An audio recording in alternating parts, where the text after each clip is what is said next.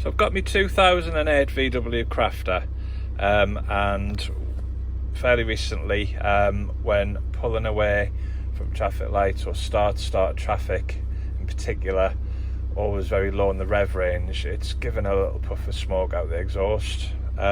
So it always clears itself absolutely fine when you get going, clean as a whistle, but it's just setting off low revs, start traffic. So I did some preliminary investigations. I tested the exhaust gas temperature sensors, the one after the DPF and the one before. They're all absolutely fine, showing normal readings.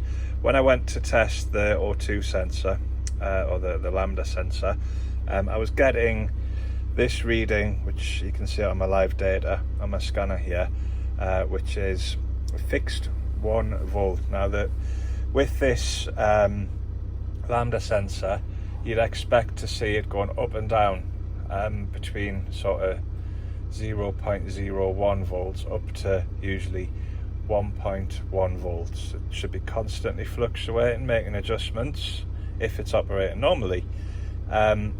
So the first thing I thought, maybe the Lambda sensor's knackered, so I just didn't mess around. I fitted a new one, and exact same readings.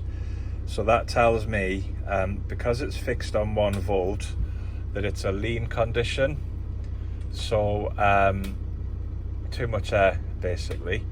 So I've had a poke around looking for unmetered air. Everything seems correct. So if I just go, well, apart from one thing actually, we did notice that the gasket on the intake manifold, I'll just turn this off because it's noisy. The gasket on the intake manifold looked questionable. It definitely looked like there was signs of it weeping down below. Obviously you're going to get a slight bit of oil going through the intercooler and everything and into the inlet manifold, and it looked like it was weeping oil at the bottom of this gasket. So I'm going to just whip it off. I've got a new gasket to fit on it.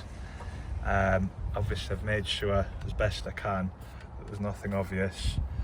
There doesn't appear to be any unmetered air in this area here, so it is all pointing towards the gasket on that inlet manifold. So let's get into it.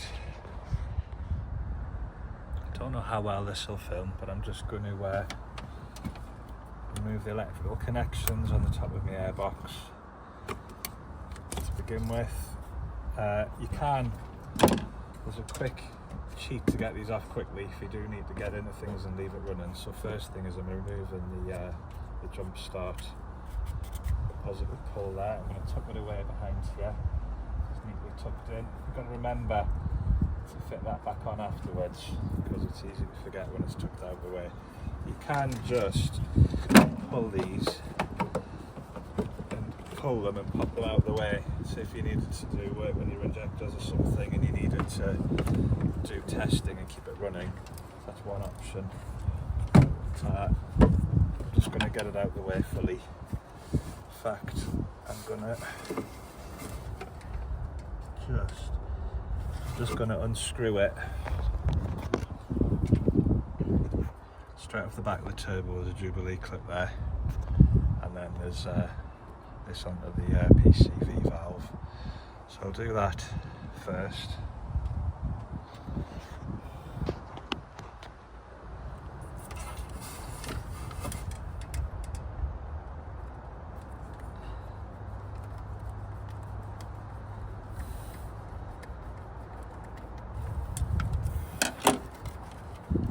Oh yes, that's off nice and easy. So there's that. Taking the whole unit as one here. I'll start and clear things out the way. I think for quickness I'll just take that there and that'll be the whole EGO and everything off as one lump. Be a bit easier. So I'm on my last 2 screws now. It's just tricky access. I've had to use all sorts of implements to wiggle in between the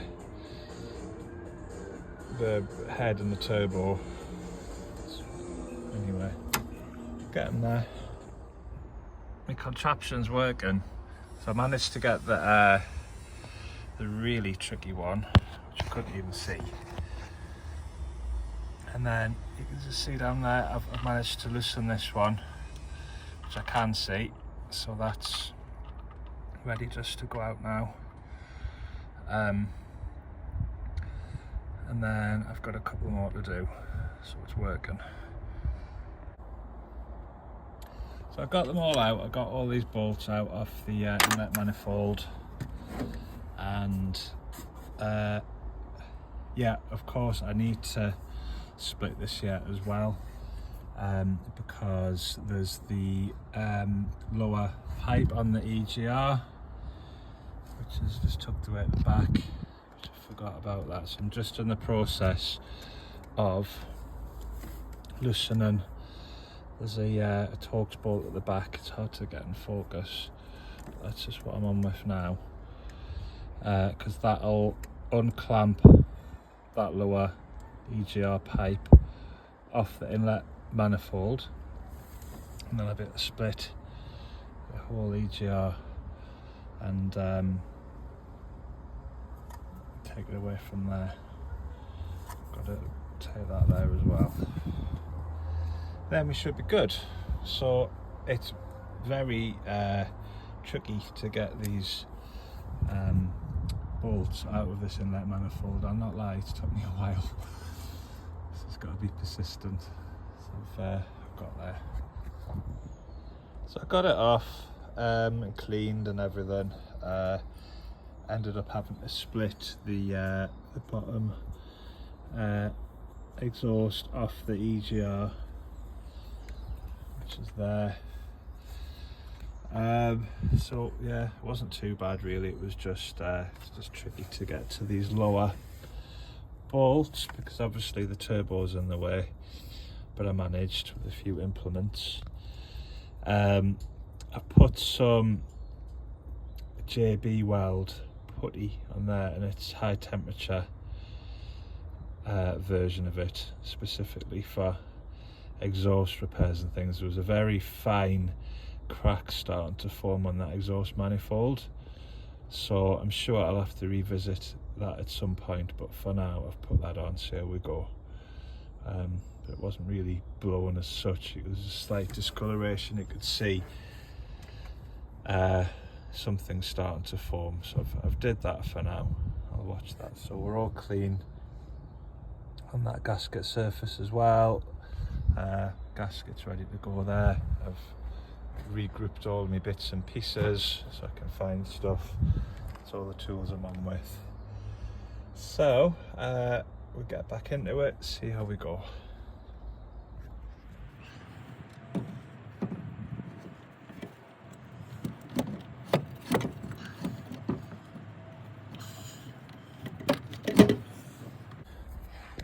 So here's the thing so far. I'm just wiggling everything in, and the biggest issue was this. I was looking at this yesterday. I was thinking, should I just cut that off with a grinder? Make it so much easier getting in. It's just a bit of casting. Obviously there for a reason.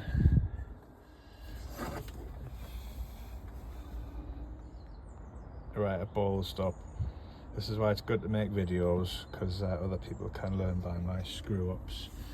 I'm just in the process of taking this all off now. I got the gasket in perfect, everything's sitting, set up perfect. First bolt in that end, which went lovely. First bolt on the other end, just to make sure the gasket was lined up. I went ahead and attached that bottom pipe on the EGR, which is quite tricky to get to from behind, making sure that the gasket didn't fall out at the same time. So that was all good. Got the bolts started off on that.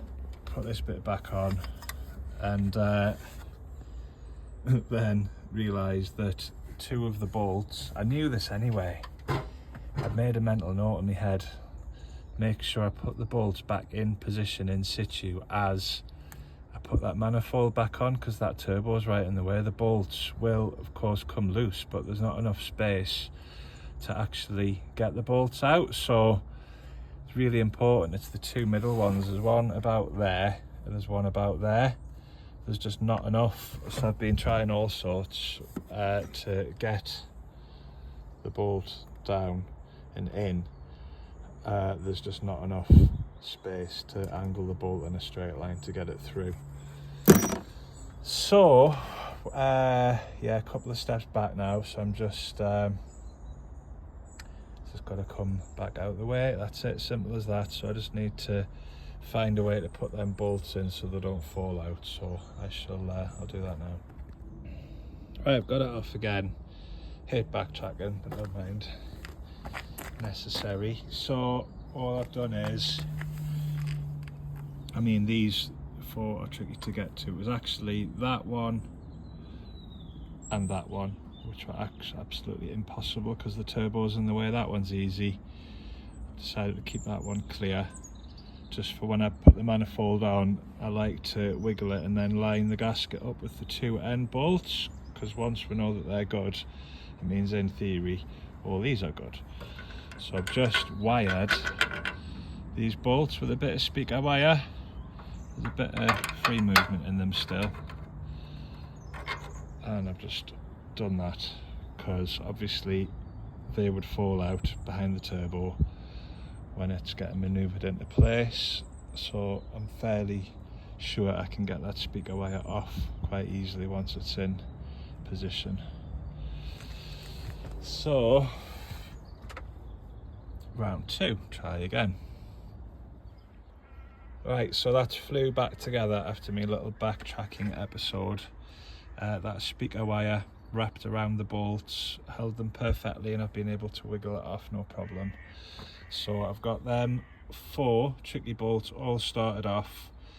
All the ones remaining are easy access-ish, well, much easier. I can just get in with my hands. I've started off the 2 bolts on the bottom of that pipe on the EGR, so that's started. So I just need to put the, how many is there now? 1, 2, 3, 4 remaining bolts in, which have got decent access, so I'll do that now. Full disclosure,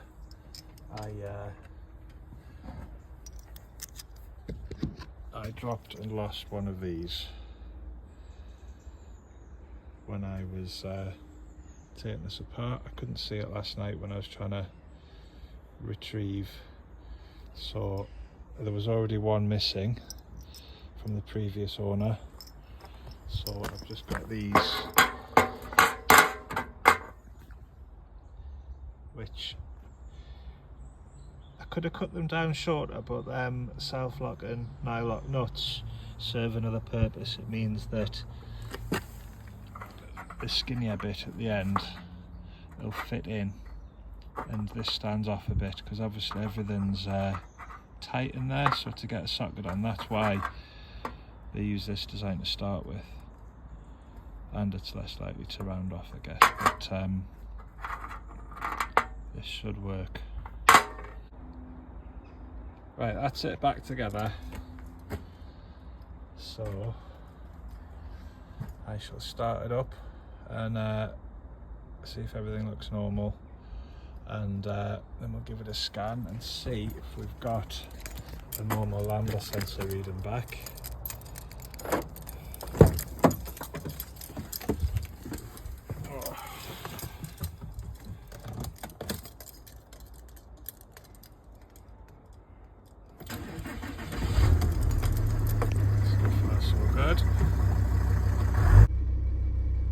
So this Lambda sensor's back to life.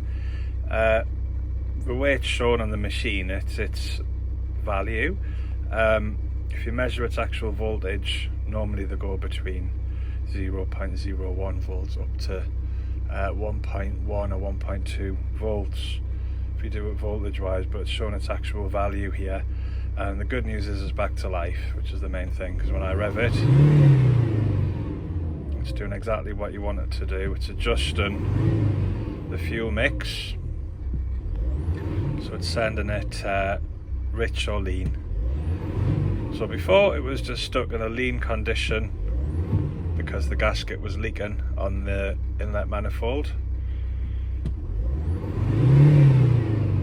Now it's able to do its job because it's got the correct fuel air mixture. So I'm really pleased with that. So it's going to need a nice run now to settle in, but that should help with its chuffing smoke out of its exhaust. It stop start traffic. That's great.